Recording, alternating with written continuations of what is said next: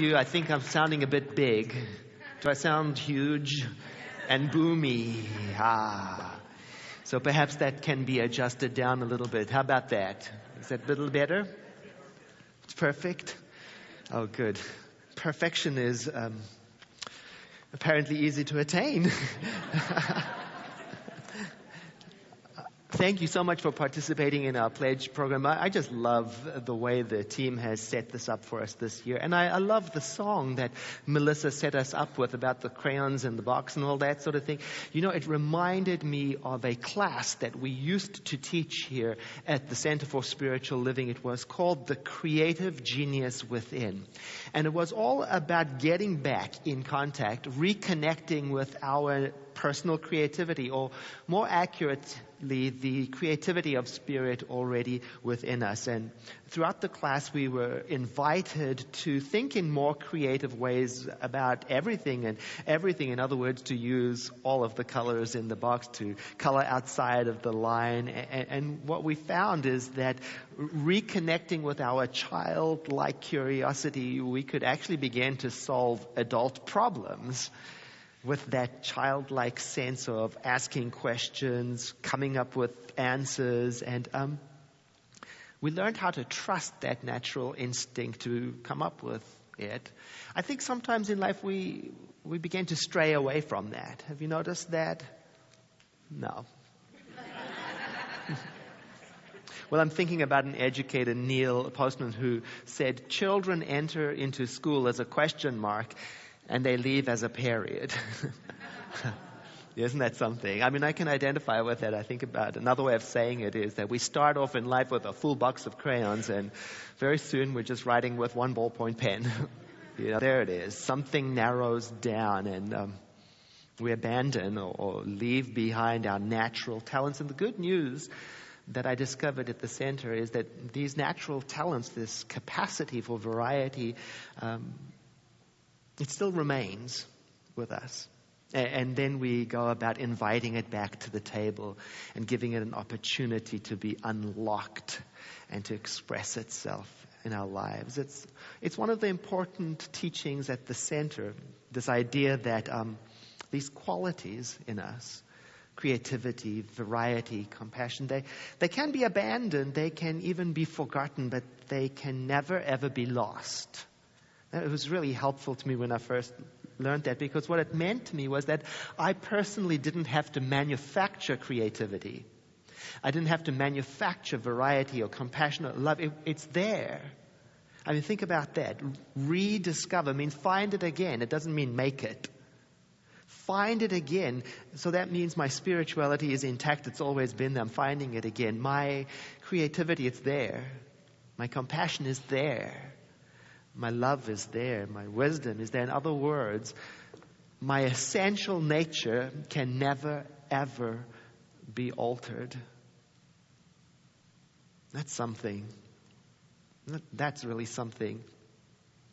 One author describes his experience in a sophomore class, and the English teacher came in and put a white chalk dot on the blackboard and asked the students, well, what is this? And a little bit of tension creeps into the class as the students look at it and wonder what the answer is. And finally, one of the students says, why? It's a chalk dot on the blackboard. There's a sigh of relief in the class as the students realize finally a correct answer has been produced and everything will be okay. And say nothing more, to which the teacher responds, I'm surprised because I did this exercise with some kindergartners just yesterday, and within seconds they came up with 50 possibilities of what that could be. It could be a squashed bug, it could be a cigar butt, it could be a star, it could be a telephone pole, it could be a pebble, it could be a rotten egg, and so on and so on and so on. Made me think of my diminishing colors in the box, Or my religious upbringing. In the beginning, when I started with great ideas about how the universe worked and was filled up with questions about what a thing might mean, and most of the responses I got were, well, we don't ask that question. And the direction that came right after that, very kindly, was with the correct answer and the only answer. Are you clear? And in today's world, things are different. I mean, really, in a world that works for everyone, there has to be room for all answers, for both sides of the political fence, for every question. In a world that works for everyone, there can't be a one-size-fits-all approach to life or to spirituality or anything. And to help usher in this world where there's room for everyone, we're starting to realize and appreciate the value of questioning, is this really how it is? Is it? And appreciating that there are many ways to do a thing, many ways to practice spirituality, many ways to have a relationship, many ways to express what God is, many ways to respond to a challenge. It's just the way of things. It's another teaching that I encountered at the Center for Spiritual Living, that when I open my awareness to many ways, many ideas, that's when I start to allow other possibilities to creep in. And that's when I start to create more room in me for the wisdom of creation to pour through. And that's how I soften and move away from that this is the way it is thinking. And I notice I'm all about that and very interested in creativity and diversity and options and openness, and yet I can still get myself trapped in a very tight box, stuck inside the lines that I draw for myself, It's that got to be energy. That's when I start thinking about, well, there's got to be one solution. It's either this vitamin or it's this doctor or it's this, it's got to be that. Or I get into it's got to be that person. Only Edward can say it, or only Joyce can do that, or only that person can respond. You know what I mean? Have you felt yourself in that? No. Oh. Or it's got to be one response. Only yes will do. Or only no will do. Or it's got to mean this. Oh, I see what it means. It means I'm not appreciated. It means my whole history means nothing. You know what I'm talking about? Do you feel that? It's tight. And when I'm trapped in that narrow range of ideas, why those limits play out in my life and they affect how I think and how I feel and how I treat my world and my history and project my future, and on it goes.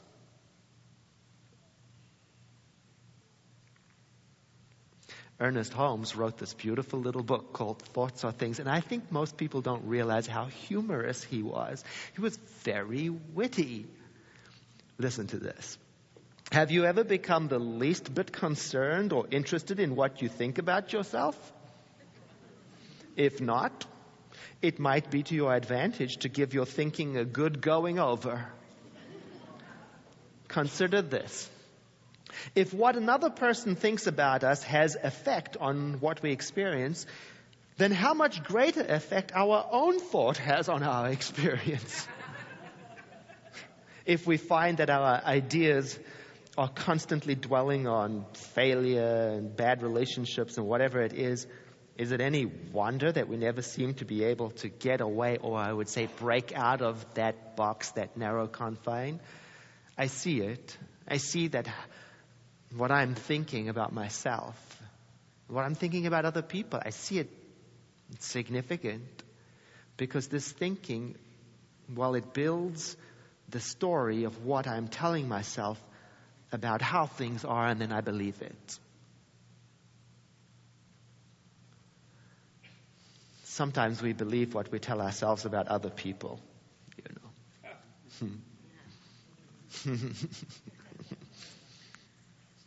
I want to tell you a folk story about a man who loses his axe that he uses for work to cut down trees, and he thinks when he sees his neighbor's son that that's that boy who took it. And when he is asked why he thinks that it's the boy, he says, well, look at that boy. He looks like a thief. And when I talk to him, he speaks like a thief. His eyes, he acts like a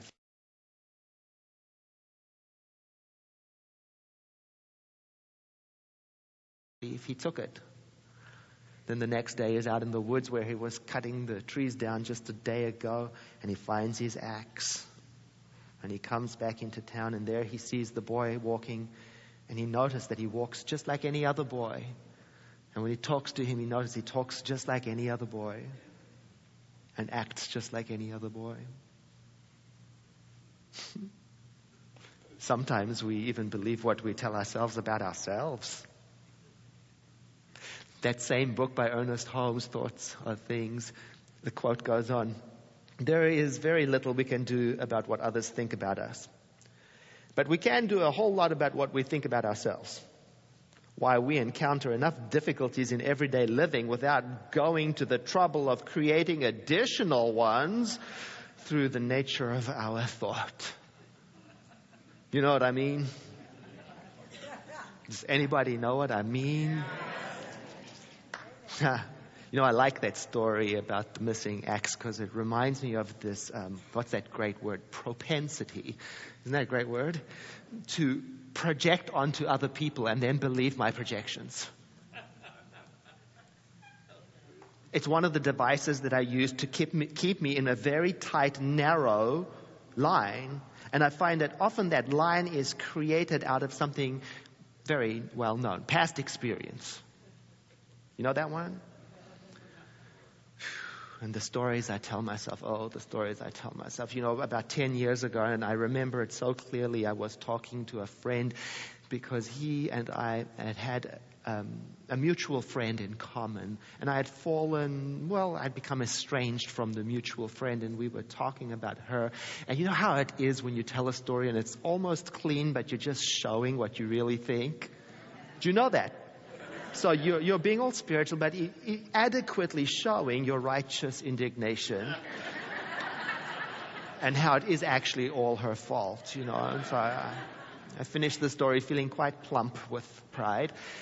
And my friend says to me, "That's very interesting that you should speak like that, because when she speaks about you, she only has wonderful things to say."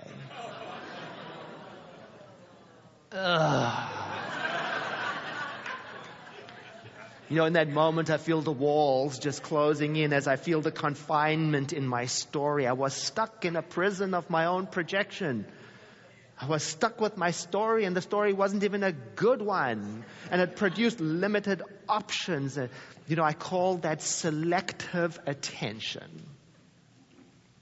Because I understand that you and I, we can listen to exactly what we want to listen to. We can pay attention to what we want to. Yep, this is my version of life. Good luck. And then that selectivity, it affects my interaction with what I think is real. It's like being at a big noisy party, and there's a lot of sound, and there's conversation, and there's people, and there's music, and there's stimuli everywhere around. And yet, even in the midst of all of that fantasticness, I can still have a conversation with somebody right close to me and understand everything she's saying and be meaningfully engaged in the conversation because I have the ability to select what I want to listen to. I can tune out things I don't want to incorporate. I can. In that class I mentioned that we started with, the Creative Genius class that we used to teach, there was this great exercise in it that goes like this. Take a look around you, the text says, where you are sitting, and find 4 things that have red in them. Go ahead and do that right now. 4 things that have red in. The point of it, this exercise says, with a red mindset, you'll find that red jumps right out at you. It could be a telephone book, a notebook, piece of clothing, the blister on your finger. I don't know what it is. Similarly, the exercise says, whenever you learn a new word, you hear it 8 times in the next 3 days. In a like fashion, you've probably noticed that after you get a new car, you see that make everywhere. That's because, the author says, people find what they're looking for. If you're looking for beauty, you'll find beauty. If you're looking for red, you'll find red. If you're looking for conspiracies, you'll find conspiracies. It's all a matter of setting your mental channel. No, there's another key teaching at the Center for Spiritual Living. The value of understanding where your mental channel is set and questioning if it has to stay there.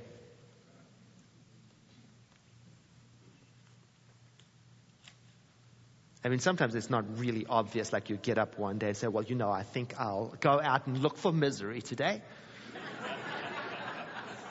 It's more subtle. It's more like, I got up in the morning and I got into the car of life and the radio was already tuned to that channel. And so I just started listening again. Now, I know that I tuned into this channel yesterday as the day progressed, and I forgot. I left it there, right there. And sometimes when I get into the car of life, I forget to change the tuning. And, have you heard talk radio? It's the same as it has been for the last 100 years. You only need to listen to the first 5 minutes, and you've got it. You know it all. And then I just start listening and I get right into the stories on that channel on the radio. And then very soon I start to believe this is the way of things. This is the way of things. And I know it influences my decisions and my life and my interpretation and my fullness. I know it. I know that if I'm using yesterday's framework, that doesn't give me new options, new colors, new freedom. I know it. And I've heard it said, to have a larger experience of life, I've got to have a larger idea. I've heard that. An elementary school teacher tells the story of first graders who were given an assignment, a sheet of paper with very specific instructions. And it says, on this sheet of paper is a house, trees, flowers, clouds, sky. Color them with appropriate colors.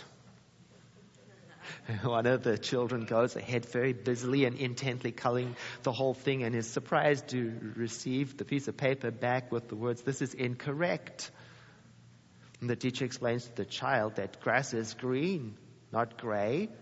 Sky is blue, not yellow. With the question, why didn't you use the normal colors? To which the little girl replies, well, that's because how it looks to me when I get up early in the morning and the sun is rising. Whoa, that story helped me to remember, to be open to a different idea, to other colors, to go beyond normal, to be willing to investigate everything in my life, to be less quick to assume something about what is going on in my life. I mean, do I really know? Am I sure? Am I sure things cannot change? Am I sure that this thing cannot be for good? Am I certain things cannot be different? Am I certain that it cannot mean anything beyond what everybody else says it means? Am I sure? Maybe I'm stuck seeing the landscape of my life from a midday or a midnight point of view, and maybe there's another shade. Maybe I could try see things from a different perspective. Maybe I could try see things as they really are. How about that? Sometimes when I go and see my practitioner or my therapist or my prayer partner, one of them will say eventually something like, try to see this from a different way. Oh, it's so annoying. Because I am so attached to my opinion. I've put a lot of work into it. I've spent many years building this alibi. Another way? And so I've had to train myself to be willing to do exactly that, to at least be willing to say, okay, there's got to be another way to think about this. Okay, there must be another way to experience. Okay, there must be another meaning to this. Especially when I feel stuck, or especially when I feel irritated or angered or frustrated.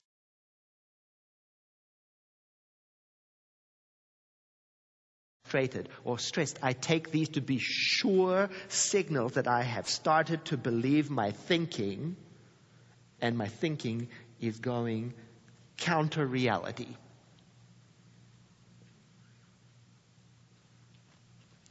So sometimes I just simply say to myself the words, there is another way, and I notice it has a beautiful power to lift me up into possibilities. So I'm open. And this is not wishful thinking. This is not a hope. This is just the way of things. There is another way. All the time.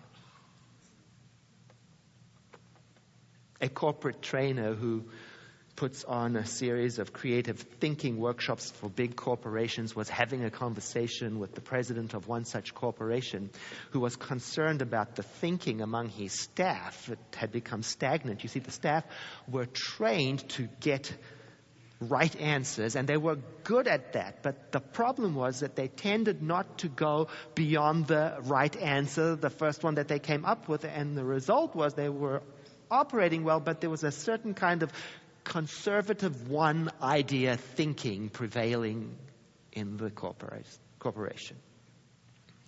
Well, the trainer's suggestion for the staff is as good for us, and it says this: look for the second right answer.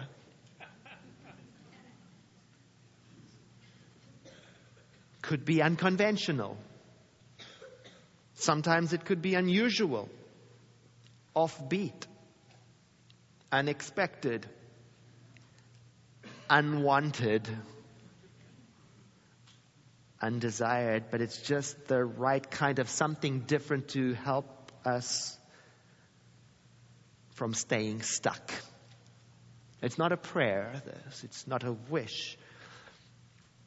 It's not a dream. It's just the way of things. There is another way. I can find the place where we are just like those employees in that corporation. Certainly for me, I can see how I get into that energy of, I've got to find the right answer. I've got to know what this means. What's the thing to do? Give me definition. Give me certainty. Give me clear lines and tell me what are the right colors to color with. This urgency that seems to want to push me to one right solution, as if I am seeking comfort in a very tight space, as if that will work. But that's not the way of things. So now I am learning to experiment and ask what other right answers are here, even ones that are unconventional. What else could this mean, even if it's unexpected or I don't want it to mean that? What other options are available, even if they're offbeat or seem irrelevant or I don't want to do them? See, at the Center for Spiritual Living, another thing I learned is this idea that creation is infinite. We call it the mind of God, and we say we live within the mind of God. We exist with infinity. And so I've got this idea then that infinity is always bigger than my one solution answer. Always.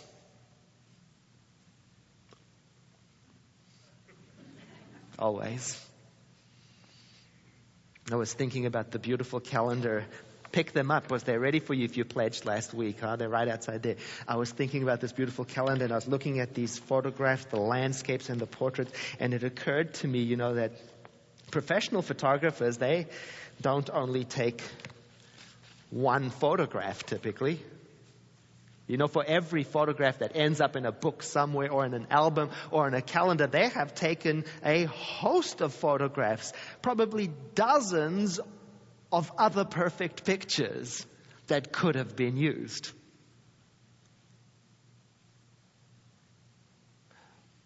That's the way of things.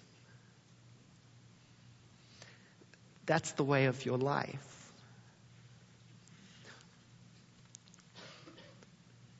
The inventor, Ray Dolby, said that when inventing things, we would do well to not jump to the first solution because the really elegant one is probably the next one, just round the corner. He said an inventor is somebody who says, yes, that's one way to do it, and then keeps on thinking.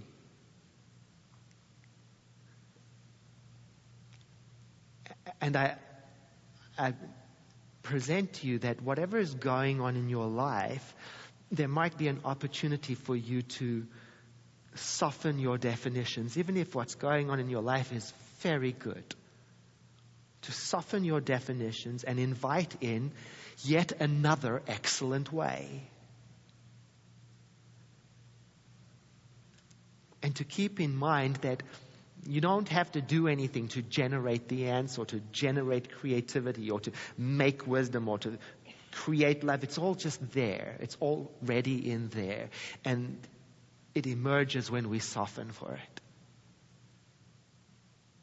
Let's just slow it all down and have a look inside.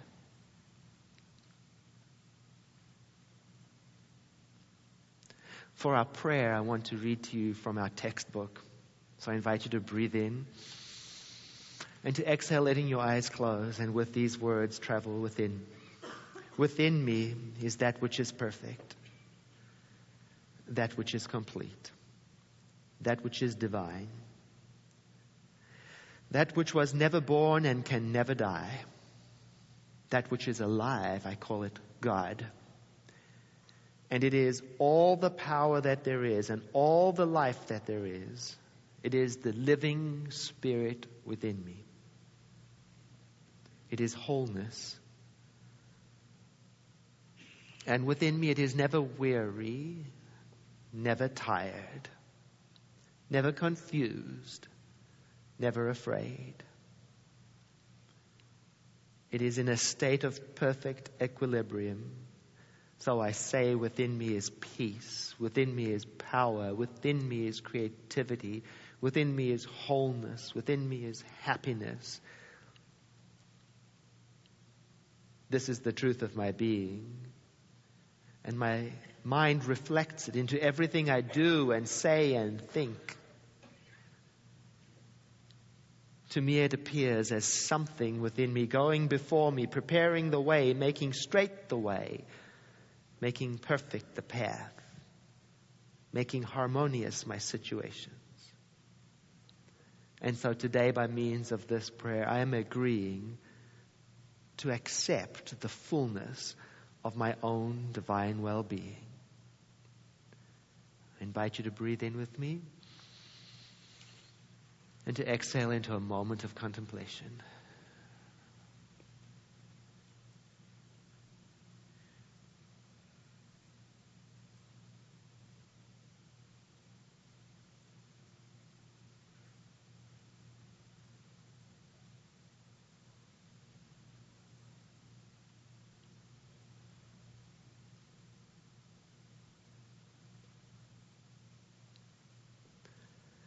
Once again, a breath in. And as we exhale, let us use this breath to build a bridge to that part of our service where we share together. I invite you to say these words after me. Ushers, please stand. Appreciation flows through me. I express it easily and effortlessly. It multiplies around me. And I grow in my awareness of how blessed life is.